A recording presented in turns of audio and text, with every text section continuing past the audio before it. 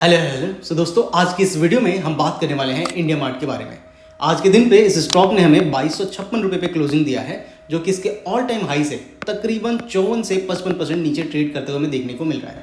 ऐसे सिचुएशन में लोगों के मन में ऐसा क्वेश्चन आ रहे हैं, क्या इस स्टॉक में फिलहाल में हमें कोई एंट्री बनाने के बारे में सोचना चाहिए या फिर नहीं, या फिर जिन लोगों के पास ऑलरेडी ये स्टॉक पड़ा हुआ है क्या हमें इस स्टॉक को निकाल देना चाहिए या फिर अभी भी इस ट्रेड में बने रहना चाहिए। आज के इस वीडियो में इन सारे पॉइंट्स पर हम चर्चा करेंगे, लेकिन आगे बढ़ने से पहले एक डिस्क्लेमर देता हूं, मैं कोई सेबी रजिस्टर्ड इन्वेस्टमेंट एडवाइजर या फिर रिसर्च एनालिस्ट नहीं हूं।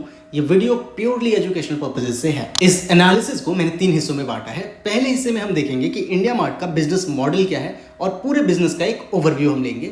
दूसरे हिस्से में हम देखेंगे कि कंपनी का जो पास्ट परफॉर्मेंस है वो कैसा रहा है। पास्ट परफॉर्मेंस हमें देखना इसलिए जरूरी है ताकि हम फ्यूचर को बेटर तरीके से प्रेडिक्ट कर पाएं। और तीसरे हिस्से में हम देखेंगे कि जो कंपनी है इसका फ्यूचर आउटलुक कैसा है और मैं क्यों इंडिया मार्ट पे बुलिश हूं। सबसे पहले हम समझते हैं इंडिया मार्ट के बिजनेस मॉडल को। तो देखो, इंडिया मार्ट के बिजनेस मॉडल को सबसे समझने का जो सबसे आसान तरीका है वो है हम अमेजोन का एग्जाम्पल है।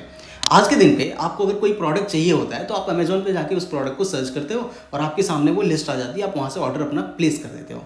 ठीक ऐसे ही जब किसी एक बिजनेसमैन को बल्क में सामान लेना होता है तो वो इंडिया मार्ट पे जाके अपने ऑर्डर को प्लेस करता है।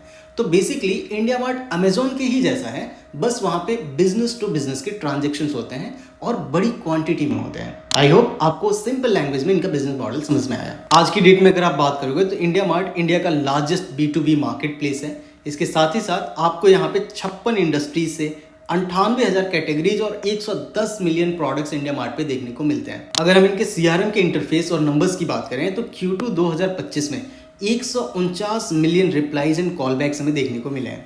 देखो जरा हम देखते हैं कि जो इंटरफेस है वो कैसा दिखता है। तो यहाँ पे कुछ स्क्रीनशॉट्स हैं जिनमें पहला लिखा हुआ है डायरेक्ट कॉल बैक। तो आप यूँ समझना कि इंडिया मार्ट पे आप एक सप्लायर हो। सप्लायर को कैसे दिखेगा, जैसे ही आप लीड मैनेजर में आते हो आपको दिख रहा है कि अंकुर नाम के कोई हैं जो कि सूरत से हैं और इनको बोट के वायरलेस हेडफोन्स चाहिए। आप इस कॉल वाले बटन पे कॉल करते हो तो सीधा उनको कॉल चला जाएगा, जिस चीज़ को ये लोग बोल रहे हैं कि हम आपको एक फीचर देते हैं जो कि डायरेक्ट बायर को आप कॉल बैक कर सकते हो। साथ ही साथ AI बेस्ड स्मार्ट रिप्लाई है। जैसे एग्जांपल के तौर पे किसी ने किसी चीज़ के बारे में पूछा और आपके पास उसका पूरा कैटलॉग है तो आप उसका लिंक शेयर कर सकते हो या फिर क्वांटिटी वगैरह के बारे में आप पूछ सकते हो। साथ ही साथ आप रिव्यूज़ एंड रेटिंग्स देख सकते हो, कॉल करने के ऑप्शंस एंड अलर्ट्स लगा सकते हो, कोई नोट्स है उसे ऐड कर सकते हो, रिमाइंडर सेट कर सकते हो। एग्जांपल के तौर पे किसी ने बोला कि भैया 2 दिन के बाद एक बार कॉल कर लेना, तो आप रिमाइंडर आपने लगा दिया कि यार इस बंदे को 2 दिन के बाद से एक बार कॉल करके फॉलो अप लेना है। तो वो सारे आपके ऑप्शंस यहाँ पे देखने को मिल जाते हैं। अगर हम इंडिया मार्ट के स्ट्रेंथ की बात करें तो देखो दोस्त, सिर्फ Q2 2025 में 28 million unique business inquiries generate हुई हैं, 149 million replies and call backs के हैं। अगर आप बात करोगे तो इनके पास सप्लायर्स 8.1 मिलियन है जो कि रजिस्टर्ड इनके प्लेटफॉर्म पे, जिनमें से 2,18,000 ऐसे सब्सक्राइबर हैं जिन लोगों ने, जो सप्लायर्स हैं जिन लोगों ने इनका प्रीमियम सब्सक्रिप्शन लिया हुआ है। ये जो प्रीमियम सब्सक्रिप्शन है ना, उसी से कंपनी का 90% ऑफ द रेवेन्यू जनरेट होता है। अगर आप बात करोगे तो इनके प्लेटफॉर्म पे आपको 113 मिलियन लिस्टेड प्रोडक्ट्स देखने को मिल जाएंगे, 98,000 कैटेगरीज हैं, प्रोडक्ट के specifications, pricing, photos and videos देखने को मिल जाएंगे। 100% ऑर्गेनिक सर्च है बायर्स का, 41 मिलियन एक्टिव बायर्स हैं, 54% जो उसमें के बायर्स हैं वो रिपीट बायर्स हैं। और एक और अच्छी बात कि जो इनके 37% सप्लायर्स हैं ना, वो खुद बायर हैं इनके प्लेटफॉर्म पे। अगर प्ले स्टोर पे आप रेटिंग की बात करोगे तो इनका 4.7 का आपको रेटिंग देखने को मिल जाएगा। तो इनके पास एक जो सबसे बड़ा एडवांटेज है ना, वो है फर्स्ट मूवर। मार्केट में ये लोग जम चुके हैं, कोई कंपटीशन खास अगर आप मार्केट में देखोगे तो इनको छोड़ के और कोई है नहीं, और मुझे लगता भी नहीं है कि ये लोग किसी को आने देंगे। अभी जो मैं आपसे बोल रहा था कि इनके टोटल, इनका जो रेवेन्यू का जो मेजर चंक है वो सब्सक्रिप्शन से आता है, उस चीज को थोड़ा सा और हम डीप में जाके देखते हैं। सो यहाँ पे मेंशन है कि जो इनके टोटल पेइंग सप्लायर्स हैं Q2 2025 के एंड तक, वो है 2,18,000। इनमें से जो टॉप 1% है उनमें से एक बंदे का जो आरपू है, एवरेज रेवेन्यू पर यूजर है, वो है 10,13,000 का, जो कि इनके रेवेन्यू का 17% है। टॉप 10% जो इनके सप्लायर्स हैं वो इनको देते हैं, आरपू है 2,95,000 का, जो कि इनके रेवेन्यू का 48% है। और जो आप 100% ही नंबर को ले लोगे तो एवरेज रेवेन्यू पर यूजर 61,000 का है, जो कि 100% रेवेन्यू को कंट्रीब्यूट करते हैं। तो आप यूं समझ लेना कि जो टॉप 10% इनके पेड वाले सप्लायर्स हैं ना, वो 50% इनको रेवेन्यू बना के देते हैं। बाकी 90% वाले लोग हैं वो लोग 50% इनको रेवेन्यू बना के देते हैं। अगर आप बात करोगे इनके पास जो सब्सक्रिप्शन के मॉडल्स हैं, तो सबसे पहले तो इनके पास तो ये फ्री वाला है जिसको ये लोग फ्रीमियम बोलते हैं। उसके ऊपर आता है जो कि सबसे बेसिक है, सिल्वर का मंथली पैकेज। सिल्वर के मंथली के ऊपर आता है, सिल्वर का एनुअल या फिर मल्टी ईयर, उसके ऊपर आता है गोल्ड, उसके ऊपर आता है प्लैटिनम। अगर आप बात करोगे ना कि बीच में क्वेश्चन मैनेजमेंट से ये था कि आने वाले टाइम में क्योंकि आप बहुत स्पीड से नए नए सप्लायर्स को ऑनबोर्ड नहीं कर पा रहे हो, तो उस केस में आप अपने रेवेन्यू को ऊपर कैसे लेके जाओगे। तो उनका रिप्लाई था कि हम लोग यहाँ पे जो लोग हमारे सिल्वर वाले सब्सक्रिप्शन मंथली लेके बैठे हैं, हम उन लोगों को स्विच करेंगे एनुअल पे, जो लोगों के पास सिल्वर है उनको गोल्ड पे, जिन लोगों के पास गोल्ड है उसको प्लैटिनम पे। और ये चीज़ हमें नंबर्स में भी देखने को मिल रहा है, क्योंकि जो हमारा आरपू है वो भी ऊपर जाते हुए देखने को मिल रहा है। देखो इस चीज़ को मैं थोड़ा सा आपको आगे ले जाके एक और पीपीटी पे लेके आता हूँ, वहाँ पे वो चीज़ आपको और डीप में समझ में आएगी। आप नोटिस करना ये रेवेन्यू वाला, इनकम वाला यहाँ पे हाईलाइटेड है। अगर आप बात करोगे ना, इसको आप फर्दर अगर तोड़ोगे, जैसे एग्जांपल के तौर पे देखो हम लगे हाथ कर लेते हैं। अगर आप 2019 में बात करोगे तो जो इनका सब्सक्रिप्शन से रेवेन्यू था, ये मिलियन में फिगर्स हैं, आप नंबर में ऐसा सिंपल समझना, 9,370 था। 2024 में 17,085 का है, जो कि काफ़ी अच्छा जंप हमें देखने को मिला। अगर आप बात करोगे इस सब्सक्रिप्शन जो आ रहा है, अगर इसमें और डीप जाने की, तो दो तरीके से आप इसको तोड़ सकते हो। एक तो कितने नंबर ऑफ सप्लायर्स ऐड किए हो, दूसरा एवरेज रेवेन्यू पर यूजर हमें किस स्पीड से ऊपर जाते हुए देखने को मिला है। तो अगर आप बात करोगे तो 2019 में जो सप्लायर्स इतने थे वो 2024 में बढ़ के 214 हो गए, और जो इनका एवरेज रेवेन्यू पर यूजर 38 का था वो बढ़ के 53 का हो गया। ये बाय द एंड ऑफ 2024 का डेटा है, ना कि Q2 2025 तक का। अगर हम इन सबको क्रक्स निकालें ना, तो आप यूं समझना कि जो सप्लायर्स की बात करें 2019 से 2024 तक हमें 65% का इंक्रीज देखने को मिला है नंबर ऑफ सप्लायर्स में।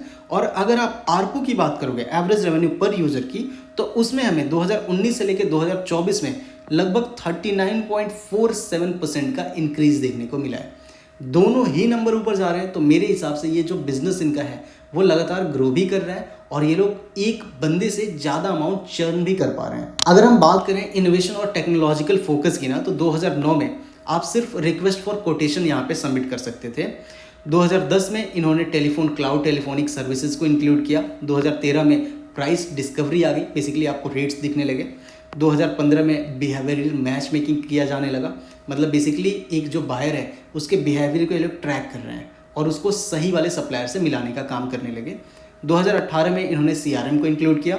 2019 में वॉइस एंड मल्टी लैंग्वेज वाले सर्च को सपोर्ट करने लगा ये प्लेटफॉर्म। 2020 में सप्लायर्स के रिव्यूज़ एंड रेटिंग्स दिखने लगे, जो कि बेसिकली कहने का मतलब आप JD का सील देखते हो, JD ट्रस्ट सील। अगर आप किसी बिजनेस पे जाते हो, किसी भी प्रेमाइसेस में जाना जो कि बिजनेस से रिलेटेड है, अगर उनके पास जस्ट डायल का सब्सक्रिप्शन है, तो आप देखना जस्ट डायल एक फ्रेम बना के ऐसा देता है कि you are just dial verified. वैसे ही इन लोगों ने रिव्यूज़ एंड रेटिंग देने शुरू कर दिए। इसके बाद से रिसेंट में अगर आप बात करोगे 2022 में, तो अकाउंटिंग सॉफ्टवेयर्स भी देना ये लोग फोकस कर रहे हैं। मेरे हिसाब से ये वाला जो काम है ना, इसकी वजह से इनके रेवेन्यूज़ काफ़ी ऊपर जाते हुए हमें देखने को मिल सकते हैं। 2023 में अगर आप इनोवेशन की बात करोगे, तो इनके पास जो चैट सिस्टम है उसमें AI का इन लोगों ने फीचर इंक्लूड कर दिया है। देखो अभी तक की वीडियो में मैंने आपको एक काफ़ी अच्छा खासा ओवरव्यू दे दिया है इंडिया मार्ट के बारे में, कि इनका पूरा का पूरा बिजनेस मॉडल क्या है और ये लोग पैसे कैसे बनाते हैं। अब हम बात करेंगे कंपनी के पास्ट परफॉर्मेंस की, ताकि हम फ्यूचर में कैसा ग्रोथ देखने को मिलेगा उस चीज़ को हम बेटर तरीके से इवेल्युएट कर पाएँ। तो पास्ट नंबर्स में अगर हम जाते हैं, तो देखो जो कंपनी का सोर्स ऑफ इनकम है उसमें सबसे टॉप पे है सब्सक्रिप्शन का रेवेन्यू, उसके बाद आ रहा है एडवर्टाइजिंग, फिर आ रहा है सैस रेवेन्यू, फिर आ रहा है revenue from strategic investments. Company की बैलेंस शीट में देखोगे तो बहुत सारे इन लोगों ने इन्वेस्टमेंट कर रखे हैं। देखो जो भी कंपनीज जैसे इंडिया मार्ट है ना, ऐसी वाली कंपनीज को कैश फ्लो से कैश तो जनरेट हो रहा है, द चैलेंज इज इस पैसे को लगाए कहाँ पे। तो उस केस में कई बार कंपनीज म्यूचुअल फंड में पैसे लगा देती हैं, कुछ लोग अपने ही बिजनेस को एक्सपेंड करने में लगा देते हैं, कुछ लोग शेयर्स बाईबैक कर लेते हैं, कुछ लोग डिविडेंड दे देते हैं। तो काफ़ी एक मेरे हिसाब से एक चैलेंजिंग पार्ट है। और यहाँ पे जितना जाके मैं देख सकता था, जितनी मेरी कैपेबिलिटी है, उसके हिसाब से इन लोगों के जो इन्वेस्टमेंट्स है वो काफ़ी स्ट्रैटेजिक लगे। अगर हम रेवेन्यू के मिक्स की बात करें, तो इनके रेवेन्यू का 85 से 90% पार्ट आ रहा है इनके सब्सक्रिप्शन वाले फी से। सैस की जो टूल्स एंड सर्विसेज हैं उससे 5 से 10%, एडवर्टाइजिंग जो अपने साइट पे करते हैं उससे 2 से 5%, और मिसलेनियस एंड इन्वेस्टमेंट से लेस देन 2% आता है इनके टोटल रेवेन्यू का। अब हम जरा बात करते हैं इनके फाइनेंशियल परफॉर्मेंस की, और यहाँ पे कुछ रेड फ्लैग्स भी हैं। वो जो नंबर्स हैं ना वो थोड़े मिसलीडिंग हैं, तो उन चीज़ों को मैं जानबूझ के आपके पास हाईलाइट करना चाहूँगा। स्पेशली ये जो नेट प्रॉफिट का नंबर है, जहाँ पे आपको दिख रहा है कि 76% के CAGR से ये नंबर ग्रो हुआ है, ये फॉल्स है। इसका जो सही नंबर आना चाहिए वो तकरीबन 22% पे ही आएगा। मैं एक सेकंड में अभी आपको एक्सप्लेन करता हूँ। तो अगर हम बात करें इनके ऑपरेटिंग रेवेन्यू की, तो उसमें हमें 19% का ग्रोथ देखने को मिला और टोटल रेवेन्यू में 21% का। अगर हम बात करें नेट प्रॉफिट की, तो देखो 2019 में ना ये नंबर बहुत ज़्यादा कम है, ये 20 का है, जिसकी वजह से 76% का आपको CAGR से ग्रोथ देखने को मिल रहा है। अगर आप 2019 को इंक्लूड करोगे तो नंबर आपको हमेशा खराब आएगा। जब हम स्क्रीन पे जाएंगे ना तो वो चीज़ मैं आपको हाईलाइट करूँगा, आपको वो चीज़ ज़्यादा बेटर समझ में आएगी। फिलहाल में आप यूँ समझो कि आपको 2020 से अगर ये कैलकुलेट करना हुआ आगे तक का, तो आपको सिर्फ 22% के ही CAGR से ग्रोथ देखने को मिल रही है नेट प्रॉफिट में, ना कि 76% पे। साथ ही साथ अगर हम आगे की ओर आए, इनके बैलेंस शीट में आए, तो देखो फिक्स्ड एसेट्स आपको यहाँ पे बढ़ते हुए देखने को मिल रहे हैं। गुडविल में 2019, 20, 21, 22 में कोई नंबर देखने को नहीं मिला, लेकिन 23 में 454 और 24 में 454 का नंबर देखने को मिला। देखो इसका रीज़न ये है कि अकाउंटिंग में इन लोगों ने कुछ एक्विजिशंस किए, जैसे एग्जांपल के तौर पे busy infotech and live keeping में। इन सब सारे पॉइंट्स को मैंने वैसे थोड़ा डीप में देखा इनके एनुअल रिपोर्ट में जाके, मुझे कुछ भी फिशी देखने को नहीं मिला। इस वजह से मैं यहाँ पे आपको काफ़ी डीप में नहीं लेके जा रहा हूँ। जहाँ पे कुछ गड़बड़ दिखेगा, जहाँ पे मुझे ऐसा लगेगा कि यार ये पॉइंट हाईलाइट करना इंपॉर्टेंट है, वो मैं आपको हाईलाइट करते चलूँगा। अगर हम बात करें इनके कैश फ्लो की, तो देखो कंपनी पैसे बना रही है, एंड दिस इज़ मतलब इस वजह से ये कंपनी पर मैं इतना ज़्यादा बुलिश हूँ। हर साल कंपनी पैसे बना रही है और काफ़ी अच्छा पैसा बना रही है। अगर आप बात करोगे 2019 में 255 करोड़ का कैश फ्लो फ्रॉम ऑपरेशंस था, और अगर आप 2024 की बात करोगे तो ये 559 करोड़ का था। तो ये काफ़ी अच्छा हमें जंप देखने को मिल रहा है। तो अगर आप देखोगे तो ये कंपनी कैश रिच है, इन्वेस्टमेंट्स बहुत सारे करके रखी है, बहुत सारे एक्विजिशंस कर रही है। अगर हम बात करें कलेक्शन फ्रॉम कस्टमर्स से, तो ईयरली ट्रेंड्स में अगर आप देखोगे तो 17% के CAGR से हमें ग्रोथ देखने को मिल रहा है, और क्वार्टरली वाले में ईयर ऑन ईयर बेसिस पे ही 6% से हमें ग्रोथ देखने को मिल रहा है। इसमें एक और इंटरेस्टिंग चीज़ जो मुझे लगी वो ये है कि आप हर बार नोटिस करो Q4 जो है ना, उसमें हमें एक सडन जंप देखने को मिल रहा है। तो आने वाले भी टाइम में ये जो हमारा जो आ रहा है 2 क्वार्टर के जो रिजल्ट आ गए, तीसरा वाला आने ही वाला है, जो चौथा वाला आएगा उसमें फिर से हमें एक जंप देखने को मिलेगा। और मेरे हिसाब से उस जंप की वजह से शेयर प्राइसेस में कुछ तो मूवमेंट होगी यार। अगर हम आगे बढ़ें तो जो कैश जनरेट हो रहा है ऑपरेटिंग एक्टिविटीज़ से, तो ईयरली ट्रेंड अगर आप देखोगे तो काफ़ी सही जा रहा है। अगर आप क्वार्टरली भी ट्रेंड देखोगे तो वो भी काफ़ी अच्छा हमें देखने को मिल रहा है। अगर हम बात करें डेफर्ड रेवेन्यू की ना, तो ये प्लस लगा मुझे। और जो आप पीछे पे जा रहे थे ना, एक बहुत पहले एक पेज आया था, वहाँ पे शायद मैंने आपको हाईलाइट किया या नहीं किया, मैं तो फ्लो में भूल गया। देखो अगर आप यहाँ पे बात करोगे तो इनका वर्किंग कैपिटल नेगेटिव है ये वाला, जो कि एक अच्छी बात है। बेसिकली पैसे इनको आ जा रहे हैं सामने से, इनको बस सर्विसेज देना बाकी है इन फ्यूचर। हम फिर से वापस उस पर आ जाते हैं दोस्त। देखो अगर आप बात करोगे डेफर्ड रेवेन्यू की, तो उसमें भी हमें एक काफ़ी अच्छा ग्रोथ देखने को मिल रहा है। हमें 20% के CAGR से ग्रोथ देखने को मिला है, और क्वार्टरली में भी अगर आप ईयर ऑन ईयर बेसिस पे जाओगे तो 19% से ग्रोथ देखने को मिल रहा है। तो मेरे हिसाब से बिजनेस आराम से, मतलब ऐसा है कि कंपनी में पैसे आ गए हैं, बस सर्विस देना बाकी है। तो आप थोड़ा टेंशन फ्री होकर काम कर सकते हो। और इसी वजह से मुझे लग भी रहा है कि ये बिजनेस इंडिया मार्ट इतनी कैश रिच कंपनी बन चुकी है। अगर हम थोड़ा और आगे जाएं तो रेवेन्यू फ्रॉम ऑपरेशन से उसमें 19% के CAGR से ग्रोथ देखने को मिल रहा है, और क्वार्टरली वाले में आओगे तो 18% के बेसिस पे, ईयर ऑन ईयर बेसिस पे ग्रोथ देखने को मिल रहा है। सो ये तो रहे पास्ट परफॉर्मेंस। देखो कंक्लूड मैं ऐसे कर सकता हूँ कि काफ़ी बढ़िया पास्ट परफॉर्मेंस है। अगर इस हिसाब से फ्यूचर में भी ये परफॉर्म कर देना तो ये क्लियर कट मल्टी बैगर बड़े आराम से बन सकता है। अब हम देखते हैं इंडिया मार्ट का जो फ्यूचर आउटलुक है वो कैसा है, और साथ ही साथ मैं इंडिया मार्ट पे क्यों बुलिश हूँ। तो देखो दोस्तों, सबसे पहला रीजन है वो ये है, स्मार्ट मनी इंडिया मार्ट को बाई कर रही है। अगर आप बात करोगे DI के डेटा का, तो आप नोटिस करो सितंबर 2023 में DI की होल्डिंग थी 5.46%, और सितंबर 2024 में ये है 12.1%, जिसमें कि 2.21 टाइम्स का हमें जंप देखने को मिल रहा है। और FIIs ने यहाँ पे अपनी होल्डिंग थोड़ी सी कम करी है, लेकिन वो इतना सिग्निफिकेंट नहीं है। साथ ही साथ एक और अच्छी चीज़ मुझे ये देखने को मिली, जो नंबर ऑफ शेयर होल्डर्स है ना, आप देखो मार्च 2022 से कंटिन्यूअसली ये नीचे की ओर ही जा रहे हैं। मतलब थोड़े टाइम के लिए यहाँ पे ऊपर गए, उसके बाद से लगातार नीचे जा रहे हैं। तो मेरे हिसाब से जो रिटेलर्स हैं, छोटे छोटे प्लेयर्स हैं, वो इस स्टॉक से हट रहे हैं, और जो स्मार्ट मनी है, जो बड़े प्लेयर्स हैं, वो लोग इसको खरीद रहे हैं। दूसरा मेन रीजन जिसकी वजह से मैं इंडिया मार्ट पे काफ़ी बुलिश हूँ, वो है इनकी ग्रोथ की स्ट्रैटेजी। तो देखो दोस्त, लोगों का इनसे क्वेश्चन बहुत ही सिंपल था कि आपने जो पिछले 5 सालों में लगभग 20% के CAGR का ग्रोथ दिया है, आने वाले टाइम में आप इस ग्रोथ को कैसे मेंटेन करोगे। और इसके रिप्लाई में 2024 का जो एनुअल रिपोर्ट है, उसके पेज नंबर 90 पे आप ग्रोथ स्ट्रैटेजी के अंडर में आके यहाँ पे पढ़ सकते हो। मैनेजमेंट का ऐसा कहना है कि going ahead we want to become an one stop solution for businesses for all their needs to enhance their ease of doing business. तो अभी तक अगर आप बात करोगे तो इंडिया मार्ट का काम था एक मैच मेकिंग का, बायर को सप्लायर से मिला दिया, सप्लायर से सब्सक्रिप्शन का फी लेके अपना काम इनका बनता था। फिलहाल में इनका ऐसा है कि देखो बाई सेल वाला मैच मेकिंग काम तो ठीक है, लेकिन जो बिजनेसेस हमारे प्लेटफॉर्म पे आ रहे हैं उनको अकाउंटिंग के भी सर्विसेज चाहिए, लॉजिस्टिक्स वाला भी काम चाहिए, तो हम उसमें भी अपना पैर फैला रहे हैं और हम एक तरह से एक पूरा इकोसिस्टम बनाना चाहते हैं। मुझे तो काफ़ी ये स्ट्रैटेजिक लगा। अगर आप अगले वाले पेज पे आओगे तो देखो यहाँ पे भी आप देख सकते हो, फिलहाल में अगर आप इंडिया मार्ट पे जाओगे तो डिस्कवरी एंड कन्वर्सेशन यहाँ तक बात खत्म हो जाती थी। अब ये लोग बोल रहे हैं कि कॉमर्स में भी हम जाएंगे, जिसमें credit facilitation, logistics and tracking and business enablement, हम इन सर्विसेज को भी देंगे जो भी हमारे प्लेटफॉर्म पे आएगा, या फिर उनको सेल करने की कोशिश करेंगे। मेरे हिसाब से ये जो नया प्रोडक्ट ये लोग इंट्रोड्यूस कर रहे हैं, इसकी वजह से हमें एक एक्सपोनेंशियल भी ग्रोथ देखने को मिल सकता है। ये जो मार्केट है वो काफ़ी बड़ा है। अगर आप इसमें आओगे तो बिजनेस इनेबलमेंट में ये लोग क्या क्या कवर कर रहे हैं, तो उसमें ये लोग अकाउंटिंग या फिर इन्वॉइसिंग, इन्वेंट्री की management, distributor management, payroll, order management, receivables, procurement की मैनेजमेंट या फिर जीएसटीआर की फाइलिंग एक्सेट्रा, ये सारी चीज़ें आ जाएंगी। अगर आप आगे बढ़ोगे ना तो देखो इन्होंने काफ़ी सारे एक्विजिशंस भी किए हैं। जैसे फॉर एग्जांपल अगर हम अकाउंटिंग की बात करें तो लगभग 680 करोड़ इन्होंने इन्वेस्ट किया है अकाउंटिंग वाले स्पेस में, जो भी एक्विजिशंस वगैरह किए हैं उन सब में मिला के। अगर हम बात करें तो देखो फिलहाल में अगर आप बात करोगे कि इंडिया मार्ट की किस किस में इन्वेस्टमेंट्स हैं या फिर एक्विजिशंस किए हैं, तो बिजी नाम से एक सॉफ्टवेयर है जिसका 100% स्टेक इन्होंने एक्वायर किया है। रियल बुक्स में 26%, व्यापार में 28.7% का। साथ ही साथ लाइव, अगर आपने कभी टैली का नाम सुना है ना, या फिर अगर आपने यूज़ किया तो आपने लाइव कीपिंग भी सुना होगा।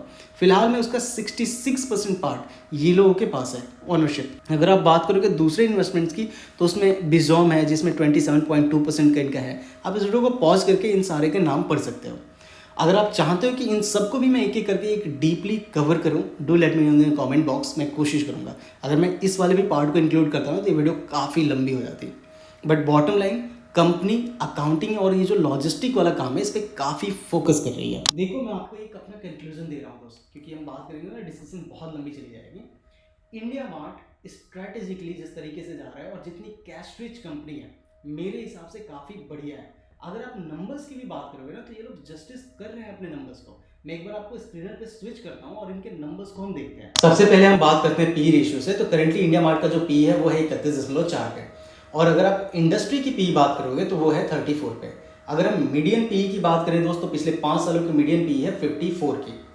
अगर आप ये जो पी 31 का है ना, ईपीएस में भी पिछले 4-5 साल का ग्रोथ देखोगे तो 22% का है। 22% का ग्रोथ जिस स्टॉक में आपको दिख रहा है, अगर वो आपसे 31 की पी डिमांड कर रही है तो मेरे हिसाब से कहीं से भी ये स्टॉक ओवर वैल्यूड नहीं है। साथ ही साथ अगर आप रिटर्न ऑन कैपिटल एम्प्लॉयड की बात करोगे तो वो भी 24% का है, रिटर्न ऑन इक्विटी 17.6% का है। अगर आप नीचे की ओर आओगे तो यहाँ पे देख सकते हो कंपनी कंप्लीटली डेट फ्री है। साथ ही साथ कंपनी काफ़ी कैश रिच है। और क्या ही ढूंढ रहा है, देखो इस वीडियो में हर एक फिगर को नहीं एक्सप्लेन करने वाला हूँ। मैंने अपने लेवल पे जितना डीप में जा सकता था मैं गया। बुक्स में मुझे कोई प्रॉब्लम देखने को नहीं मिल रही है। मेरे हिसाब से आने वाले टाइम में इसमें हमें एक बहुत बढ़िया एक शार्प जंप देखने को मिलना ही चाहिए। नाउ लेट्स सी कब तक ये स्टॉक उस रिकवरी या फिर उस जंप को दिखा रहा है। मैं उम्मीद करता हूँ इस वीडियो को देख के आपको इंडिया मार्ट के बारे में काफ़ी कुछ सीखने को मिला। अगर सीखने को मिला please hit the like and subscribe button. See you in the next video. Bye bye.